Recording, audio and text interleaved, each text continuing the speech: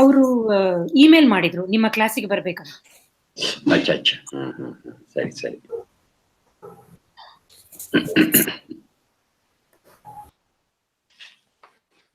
ಇಲ್ಲಿ ನನ್ನ ಸಂಡೇ ಕ್ಲಾಸಿಗೆ ಬರ್ತಾರ ಅವರು.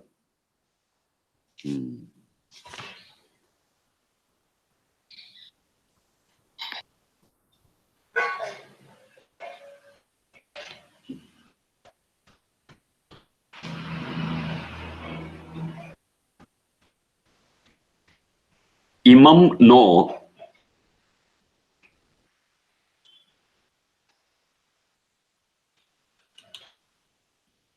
Imam no Deva Savitaha Yajnam Pranaya. Yajnam Pranaya.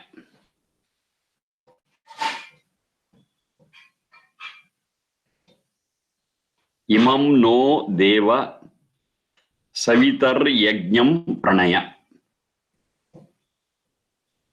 Imam Naha Deva Savitaha Yajnam Pranaya. Pranaya is actually pra plus naya. Na becomes na. Pranaya. Ning prapane is the root. Ning prapane. Yajurveda 11.8.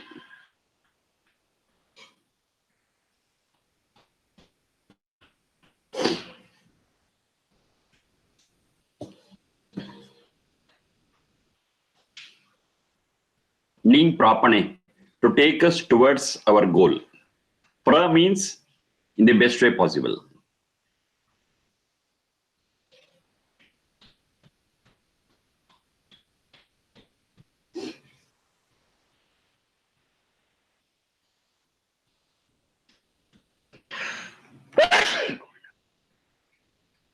Sorry. Now what to be taken? Imam Naha Yajnam. Naha Yajnam.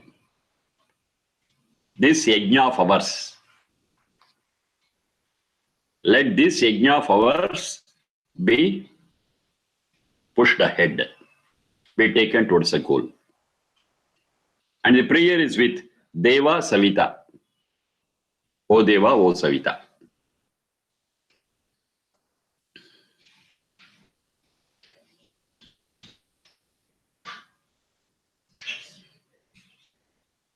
Deva is a Sachanda, Savita is also the Sachanda. The difference is Deva is the giver of all, Sarvadatrik, and Savita is the one who motivates us, who inspires us. Shu Prerane. A Sandar name for the same one God.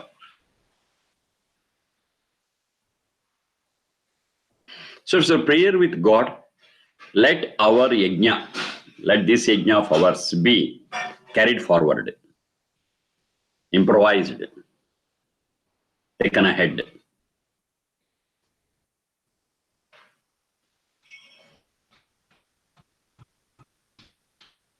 So that it will reach the goal.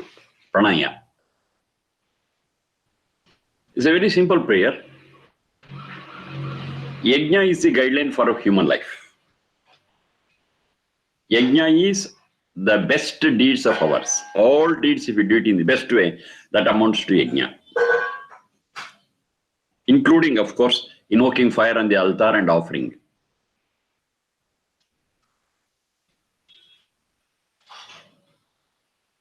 We are created, this tool of ours, Sharindra Manas, is fit to perform yajna, improvise. Animals, they cannot improvise. They are stuck at one particular level of Nidra, Hara, Bhaya, Maithuna.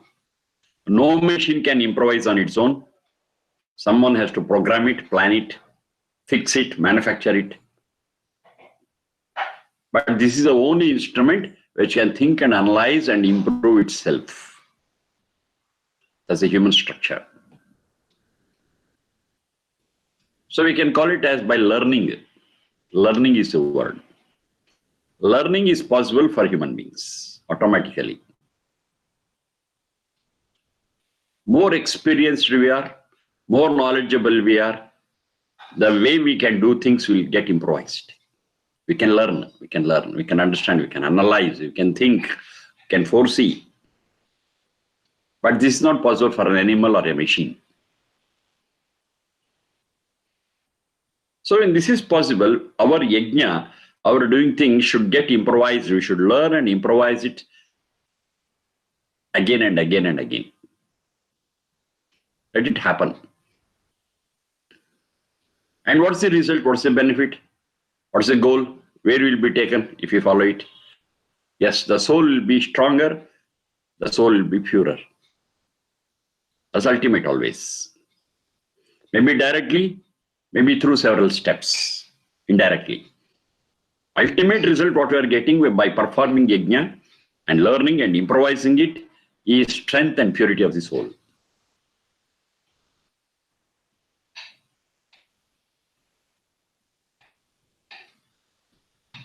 Of course, the prayer is to God, Deva Savita. But mere prayer is useless. It doesn't help us. So at the same time, when I'm praying God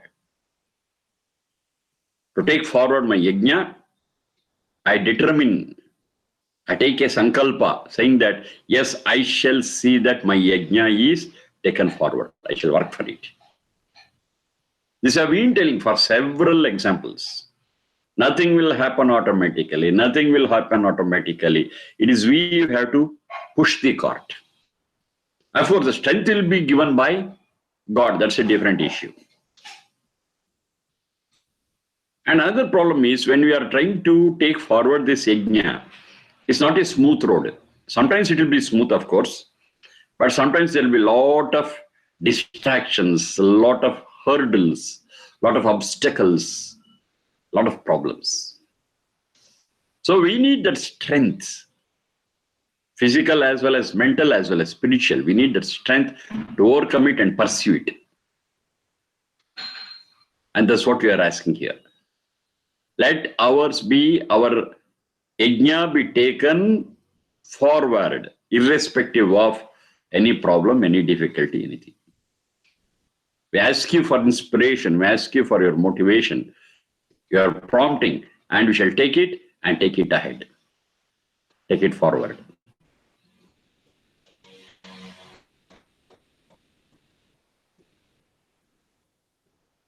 Our effort should be there in the first place. Then things will happen. If we don't put our efforts and just sleep over and pray and pray and pray, it's of no use. Prayer is useless. It never works. Prayer followed by determination, followed by implementation, yes, is a success formula. Yes, we'll be successful. So this effort of ours, which is very, very important, is again stressed here in the next piece of Veda mantra. Utkrama, mahate saubhagaya. Utkrama, mahate saubhagaya. Yajurveda 11.21. What all I've been telling so far about it's not going to be automatic, it's not going to be automatic, we have to work for it. The same guideline is here very clearly. Utkrama mahate saubhagaya. Subhaga. From there comes the saubhagya, saubhaga. Bhaga iti Aishwarya nama. Bhaga iti Aishwarya nama. Mahate saubhagaya, mahapujayam. That's the root. Great. Actually deserves our reverence. Mahate saubhagaya. Utkrama. Kramu pada vikshepe. Get up and move. You see, it's very clear. Get up and move. Utkrama. You cannot be where you are. You are supposed to get up and move. Most of the time what happens is you'll be in a comfortable zone. And because you're in a comfortable zone, you'll be so happy, you'll just lay down and enjoy it. We never put our effort to move ahead. Of course, this comfortable zone is okay for the body and the mind. But for the spirit, there is no such comfortable zone. The comfortable zone for spirit is continuous moving and moving and moving. How do you say that? The very meaning of Atma is that Ata Satatya Gamane. Ata Satatya Gamane is its root. It's not my creation. The very root of the word Atma, the very meaning of the soul is continuous progress, continuous movement.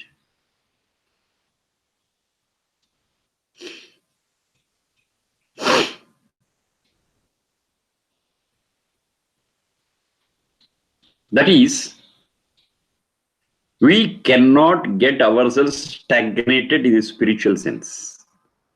I have to think, I have to analyze. Of course, thinking is a tool. I have to practice, that's a tool, Sharir Indra Manas. Through it, the soul has to be moving, get going. It cannot get itself stagnated in one place, feeling that it is a comfortable zone. That is not comfort. That's not comfort. That is virtual death. The spirit doesn't move. The spirit doesn't go forward, go ahead. It is virtual death. It may be comfortable for the body and the mind, but not for the spirit.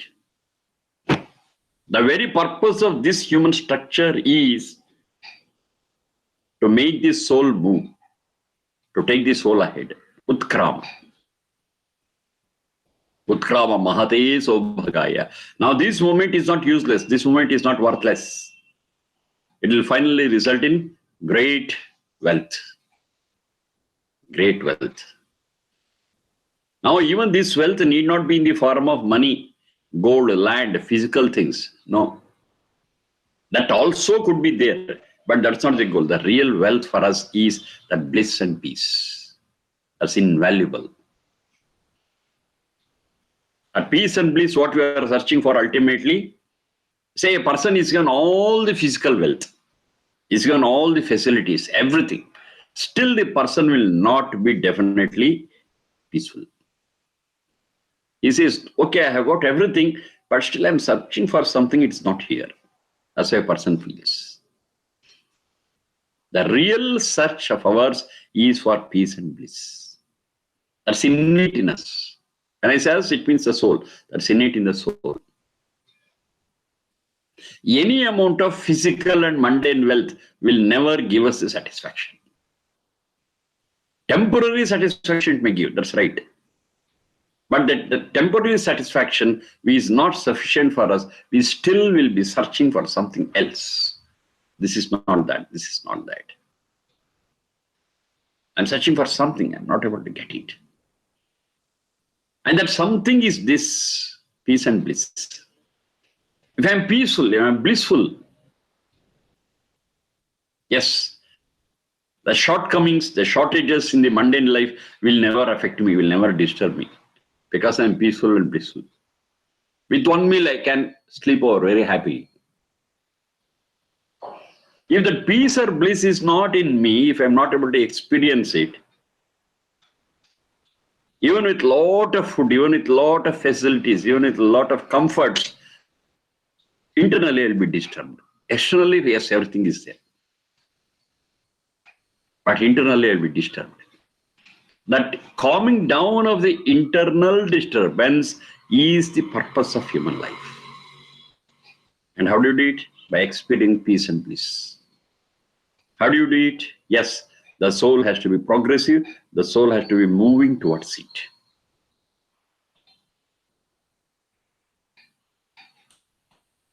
Utkrama, mahate sobhagaya. That Utkrama is referred to that soul. How actually this whole system works? Of course, with the help of different other Veda mantras, I'm telling it. It's not there here exactly. We are all, every soul, we are a bundle of samskaras, impressions and imprints. Whether you know it or not, whether you accept it or not, that's the fact, reality. We're all a bundle of lot of impressions. And these impressions we have been carrying from life after life. It's not from the just previous life, not just from this life. For several lives, we have been carrying these impressions. Step one. In these impressions, there are good impressions, there are bad impressions. Kusamskaras and susamskaras. It's there. Now, as human beings, what we are supposed to do is, we have to analyze this bundle of samskaras and clearly identify what is positive and what is negative. Now, what is there as negative? Yes, that is the cause of our trouble, that is the cause of our discomfort, that is the cause of our disturbance. That which is susamskara, there is no problem with. That always contributes towards our peace and bliss. So these are the two things. And in fact, this is the guiding principle for us to segregate what is positive and what is negative. If I carry on with one particular samskara, if I'm closer to peace and bliss, yes, that is positive samskara. If I get disturbed, then the cause of the disturbance is in that kusamskara. Now here, kusamskara resulting in disturbance, susamskara resulting in peace and bliss is same for every one of us. We should recognize it rightly. It's not different for one person to other person. It is not subjective, it is very, very much objective. The only thing is we have to be quite sensitive enough to recognize it.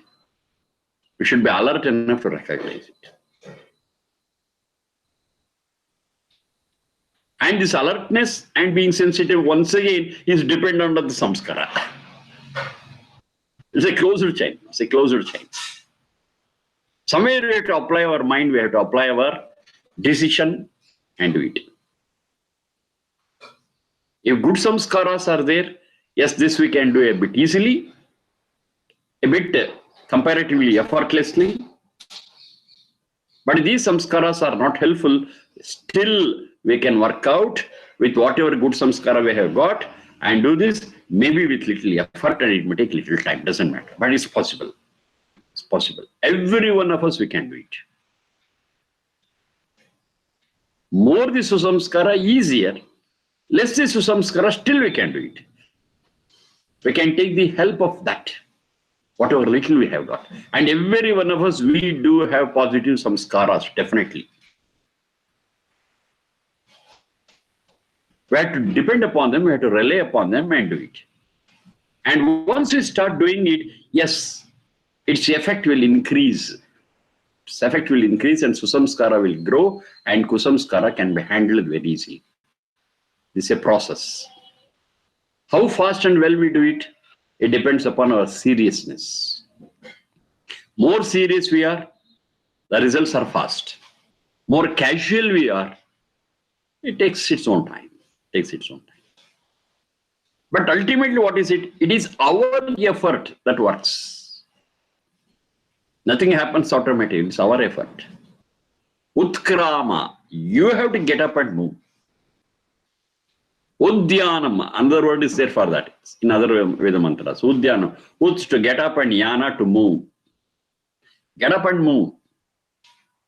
Ya prapane, move towards it. Get up and move towards it.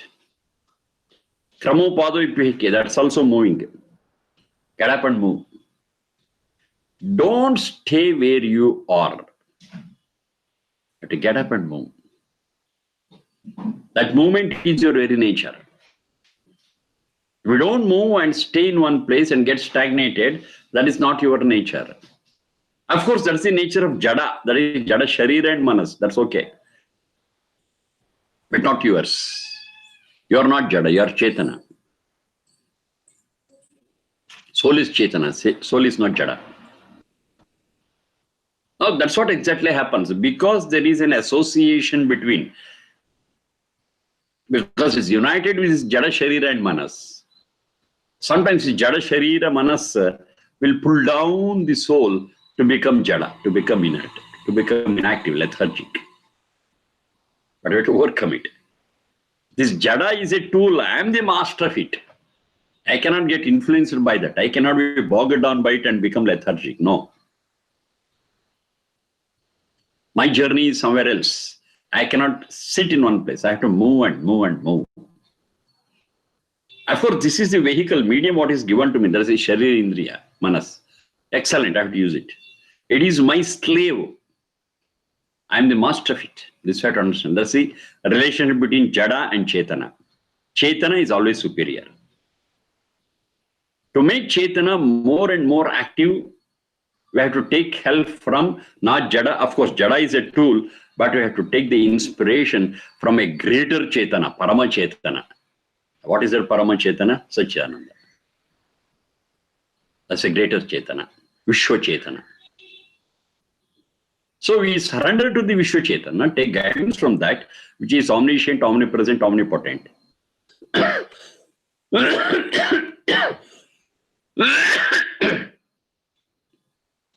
And increase the power of ours and make the best use of the tool what is available to us in the form of Sharindra Manas, which is Jada, which has a tendency always to pull us down and make us lethargic. Of course, that is its nature. Jada is that, inert is that. Unless somebody acts on it, it never works. That is Jada. But we have to get work done by it. It says no. Not in words, its very nature is, it just pulls us down. We have to overcome it, be active, be alert, and move forward. Utkrama, get up and move. Upanishads also speak the same thing based on this.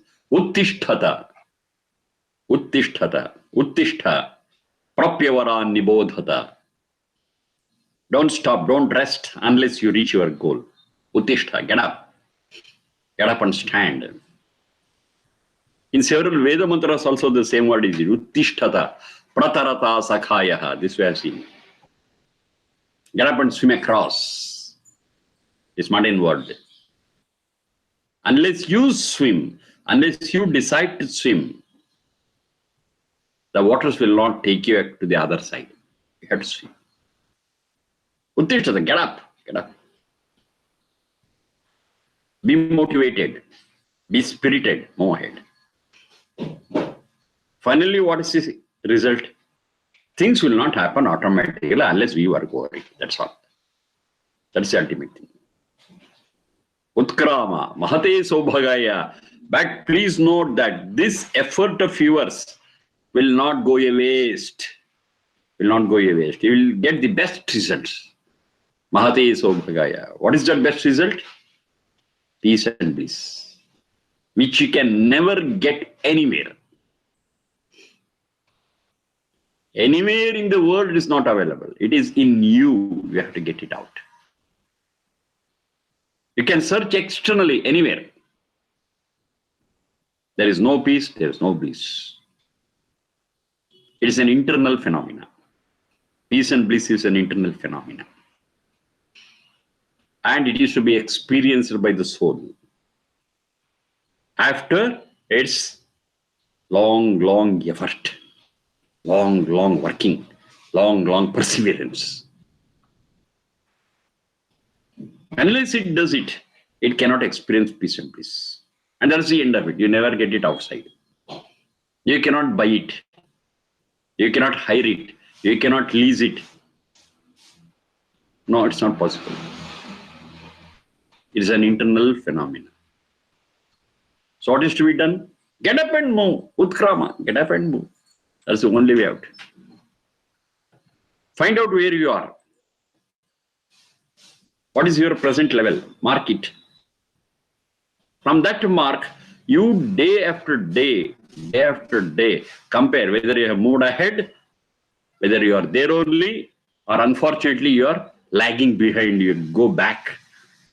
Your direction is backwards, reverse. That you have to verify every day. What is it called? Swadhyaya. Swadhyaya is that. If we don't do Swadhyaya, we will not know where we are. Whether moving ahead or backwards, we will not know. These are not my words. Utkrama ataha. Ataha means from where you are. Another Veda mantra says, Utkrama ataha. Purusha ma avapatthaha. Purusha is that soul. One which resides in the Sharindra Manas. The regular colloquial Sanskrit says Purusha is man, masculine. It's not that. Purusha is the one which resides. So the one which resides, that soul which resides in the Sharindra Manas is called as Purusha. Purusha, please mark where you are. Verify where you are. Ataha, from that point onwards, Utkrama, get up and move ahead. Mavapatha, don't fall down. Don't go backwards. Many times we do that without knowledge, without care. But you have to be alert and see. With reference to that mark, am I moving ahead or am I moving backwards? That care we have to take at every point, at every moment. Now, what is the benefit I get if I move forward? Great benefit, invaluable, which you can never get anywhere else. With whatever effort, with whatever wealth. That is the greatest wealth. Mahate Saubhagaya. There's nothing but your peace and bliss. We are ultimately searching for peace and bliss only. Whether you know it or not, whether we have really recognized it or not, we are searching for that. Of course, we experienced it. We have experienced peace and bliss. Even in this life, with the Sharindra Manas. But that has been very temporary. It just comes, and before I can hold on to it, it just passes on. As seen its taste, we have tasted peace and bliss. That's why you are after it, because that is the best thing, best condition for the soul. The method to hold on to that peace and bliss, now in this life, with the Sharindra Manas, and finally come out of this birth and death cycle and this problem of getting into Sharindra Manas and getting out and being in a state for a long time of that peace and bliss, that's our goal. That's what's called as moksha, call it as mukti, call it as nirvana, call it as something, anything. That's it. They're out of birth and cycle, but in a state of peace and bliss, experiencing peace and bliss. Where it starts, Utkrama. Don't stagnate yourself where you are. You cannot get stuck where you are. You have to be moving and moving and moving, and that movement has to be forward. Now, forward, backward, yes. In the physical world, it is relative. That's true. It's relative. What is forward to me is backward to you. What is backward to you is forward to me. That's right. But with reference to this spiritual thing, it is clearly defined. Our becoming closer and closer to peace and bliss is forward, and our going away from peace and bliss is backward. Peace and bliss is not a point, it's not a physical place, it is a state. It's a state where Atma can reside. So if I'm closer to that state, that is forward. If I'm not closer to that state, it's backward. Defined, well defined. And this definition is objective. It's not I define it, it's not you define it. That's the definition which is irrespective of our opinions and knowledge and acceptance. You do something. Yes, you are more peaceful and blissful. Fine, you are on the right track. You do something, you are disturbed, you are not peaceful, you are not blissful. Then you are moving backwards. Every one of us we can verify. Every one of us we can verify and check what is happening. And all of us will have the same result. That's its objectivity. Very simple. Any example you take, and you tell a lie. You tell a lie. Maybe you, me, anyone. We tell a lie. What's your condition? It's a disturbed condition. Because you're always afraid when this cat will be out of the bag. Because I told a lie. I'm not comfortable. I'm always disturbed. Somebody who knows the truth may speak out. then I'll be caught because I told a lie. I know that I have lied.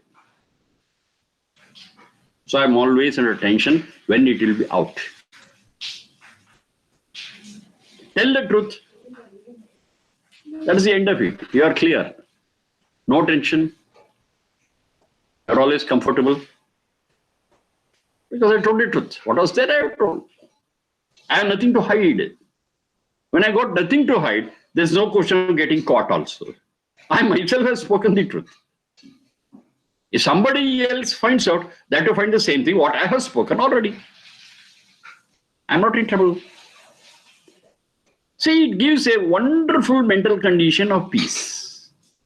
No stress, no tension, no anxiety. No question of getting caught. No question of somebody finding it out. It's same for me and for you also. If you lie, that's the same result. What you get, if I lie, I get the same result. If I tell the truth, that's the result I have. If you tell the truth, you have got the same result. Anyone. Himsa. Take it. Himsa. Inflict himsa, violence on somebody else. The person who is troubled, who is tortured, may take revenge anytime. It's possible. Not immediately. Not immediately. But there is always a possibility of the same violence getting rebound. May not be from the same quarter, maybe from different quarters also. And because I myself am prone to violence, I will not have that power to prevent violence. Because I myself am violent. How can I prevent violence? So I'm always subjected to violence or the threat of violence. But I'm a person who is non-violent. My actions are non-violent. And a person who is non-violent will have the capacity to prevent violence also. Because he is non-violent by nature. If I am not non-violent, I am on the side of violence. I myself am violent. How can I prevent non-violence? This rule is same for everyone. Violence need not come from outside also. If I am violent, my whole structure, my whole tool, Sharindra Manas, and also my soul also will be for violence. So it's all a disturbance inside first, and maybe external violence also we may be subjected to. But a person who is for non-violence, internal peace will be there because I am not violent. So what will happen where there is no violence, there is love. Love and violence cannot coexist. If violence is not there, there will be love. If violence is not there, there is Maitri. So this Maitri Bhavana and non-violence and love will give me a beautiful experience to me inside. That's where my experiencing of peace and bliss will start. And the same thing exudes outside. The same thing will move outside. So I'm a non-violent person. No tension, no stress, no fear, no probability of getting inflicted by violence. It all happens automatically, so easily. I share. Another example, I share. In holding on to something selfishness, when compared to being selfless and sharing, it is a lot of pleasure. I get friends. I get hooked on to other life around. But I am selfish. Nobody can coexist with me. No fellowship is there. Fellowship is possible only when we share. That sharing will bring people together, will bring their hearts together, and selfishness will break up everything. And what's my nature as a human being? As a human being, I'm a social being. I want people. I want people. I cannot be in solitude. How can I get people? Share. Simple. If we share, people are ours. We don't share, we are alone. Being alone is not my nature. So being alone causes a lot of disturbance in me, and no question of peace or bliss will be there. The rule is the same for everyone else. So whatever takes us closer to peace and bliss is forward. Whatever causes disturbance, it is away from peace and bliss. We can verify every thought of ours on these lines, every talk of ours on these lines, every action of ours on these lines. Yes, that is what is our effort. We have to verify every thought, talk, and deeds of ours. What will happen? That is Utkrama. That is the process of moving ahead. And will be benefited with Mahati Sobhagaya. You will be bestowed with the best fortune. And what's the best fortune? Invaluable fortune, peace and bliss, which you'll never get anywhere. Anywhere. Do anything, you will not get it. Do this, you will get it. You're assured of it. That is the only path available. Na anya pantha ayanaya vidyate. Veda keeps on telling this. There is no other way. There is no other way. Don't get confused. This is the only way available. Do this and be benefited. Don't do this, don't get it. Simple. Don't think that you can get it from other means. No, this is the only mean available. Other means will just distract you and you'll miss the road. You'll be lost in the crossroads. Don't try it. This is a right royal way. Do it. Anya pantha na vidyate. Be sure that this is the only way. If you want this, do like this. If you don't want this, do whatever.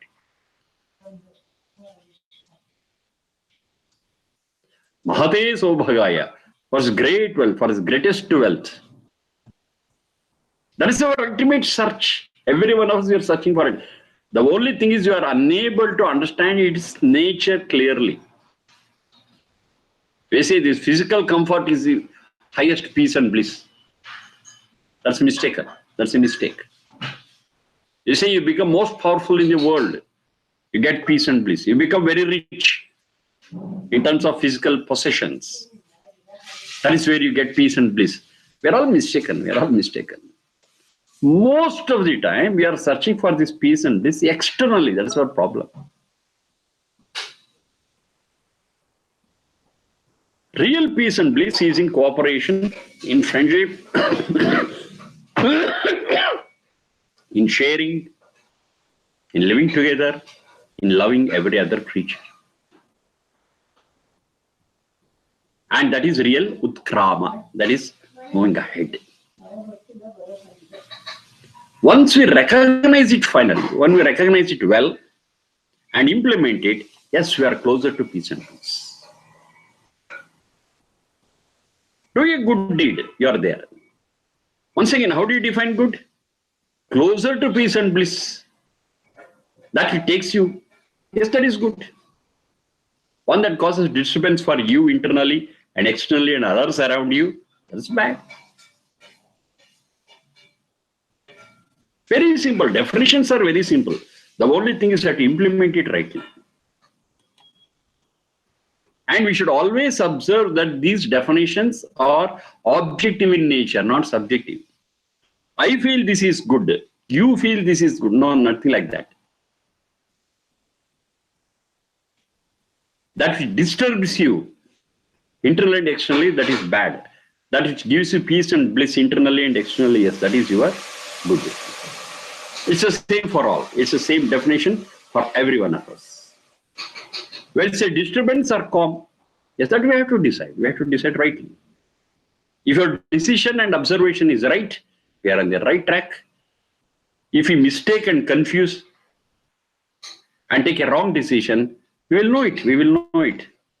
Because whatever peace or bliss we imagine, will be for a temporary period. Again, we get disturbed. Then we again will be in confusion. But if you are on the right track and understand it, again and again, even though we slip a little out of the way, we again get onto the way, get onto the track and move. But whatever we are speaking about, this Utkrama, it is definitely an internal process, internal phenomena. And the Mahate Sobhagaya is also internal in the form of peace and bliss. Of course, external progress also is required. But external progress has got a limit. What is that limit? Sustenance. I'm sustained. I live. My basic needs are satisfied. Fine, that's the end of it. Beyond that, we are supposed to reorient ourselves for Utkrama Mahate Sobhagaya. That is a spiritual wealth. That immediately change the route. But if you don't change it and go on becoming mundane and materialistic, we are missing a great thing what we could have got as human beings. And more we acquire, more we possess, more we are into mundane things, less and less will be that Mahate Sobhagaya. Peace and bliss will be going far away and far away. A balance is required. Physical things, physical paraphernalia, physical wealth is required up to the level of sustenance. Then Mahate Sobhagaya Utkrama, take different paths. Enough. The basic things are satisfied and comfortable. That's enough. But this line of comfort with reference to physical things has to be as minimum as possible, because we can be on the other track very fast. If this is at a higher level, more time will be consumed here, and that time will be lost in searching for that peace and bliss. It's a balance, it's a perfect balance between the two. This is what Vedas say. It never ignores the physical things. It says, okay, fine, you have to be rich, you have to be wealthy, you have to have some wealth for your sustenance. Fine. But don't get lost in that. That's the point. At one point, you have to reorient and move towards Utkrama Mahate Sobhagaya, great wealth. You have got another great wealth to achieve. That's your peace and bliss. The route is different. But there you cannot move on that route with empty hands and empty stomach. That's also true. Though it is Mahate Sobhagaya, though it is a great peace and bliss that we are searching for, I cannot travel in empty stomach and empty hand. Philosophy is not for empty stomachs. That's the truth. That's the truth. Yes, we are all discussing about this philosophy and these values because our problem of food and other things are taken care of. If you are not to be there, I will not have sat here to discuss, and you will not have sat there to listen.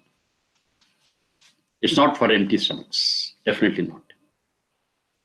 We have to satisfy our basic needs, but not get lost in that only. That's the thing. And to reach that point, take a different path. That is towards Mahate Sobhagaya. Utkrama Mahate Sobhagaya. All these things are not in just these three words.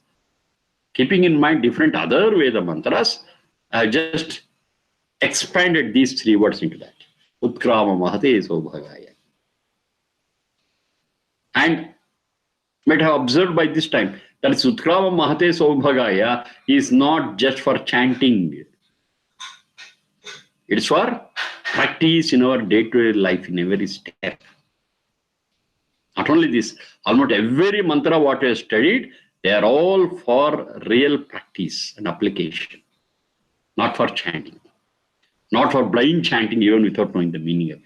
That's what is happening everywhere. So we are at great loss.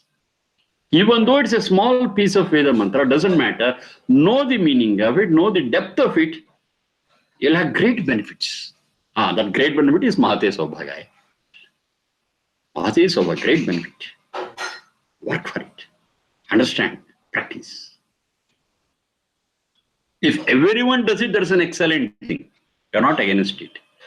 But whether anybody does it or not, we shall do it, we'll be benefited. We are interested in not only our benefit, also the benefit of others too. But the benefit of others depends on other people also. They have to cooperate, understand, work. But to do it in my life, who comes in the way? It's mine. Even in my life, what I do externally, there could be some problems. By doing it internally, who prevents you? Nobody. Doing things internally, it is my own thing. Nobody can prevent, nobody can disturb. It's my own world. So the whole thing is being inward. Being inward for Mahate Sobhagaya Utkrama is also an internal progress. From where we are, from there we have to move ahead. Though the words here are few, Utkrama Mahate Sobhagaya, the depth is so much. We need some time to digest it. We need some time to ponder over it again and again and implement it in our life. Just take that time. After tomorrow, we'll discuss again. Thank you.